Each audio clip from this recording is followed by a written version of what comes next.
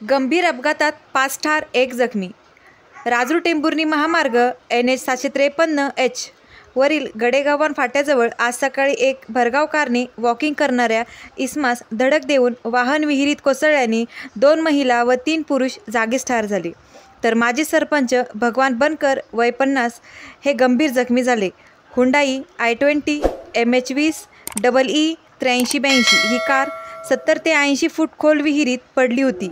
पाणी उपसून व हायड्राच्या साहाय्याने वाहन बाहेर काढून मृतदेह ग्रामीण रुग्णालय टेंभुर्णी येथे हलविण्यात आले.